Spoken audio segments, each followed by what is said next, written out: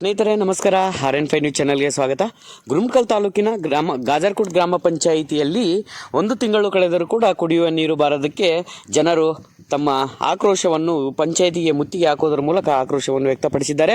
ಕಾಲು ಕೂಡ ಹಿಡ್ಕೊಂಡು ಪ್ರತಿಭಟನೆಯನ್ನು ಮಾಡುತ್ತಿದ್ದಾರೆ. ಬನ್ನಿ ನೋಡೋಣ ಸ್ನೇಹಿತರೆ ಏನಾಗಿದೆ ಎಂದು ತಿಳಿದುಕೊಂಡು ಬರೋಣ.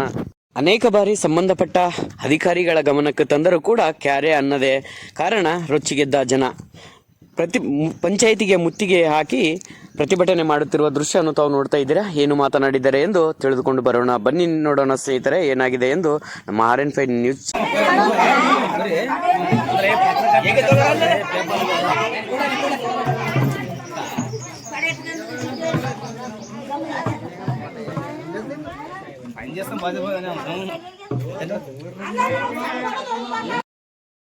ಟ್ಯಾಕ್ಸ್ ಕಟ್ಟಂದ್ರೆ ನಾವು ಕಟ್ಟಬೇಕು.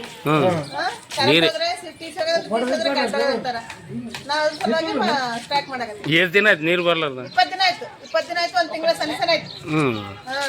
ನೀರು ಬಂದಿದ್ವ? ಬಂದಿಲ್ಲ. ಕೇಳಿದ್ರೆ ಪಂಚಾಯತಿಗೆ? ಪಂಚಾಯತಿ ಕೇಳಿದ್ರೆ ನಮ್ಗೆ ಸಂಬಂಧ ಇಲ್ಲ ಅಂತ. ಓಕೆ.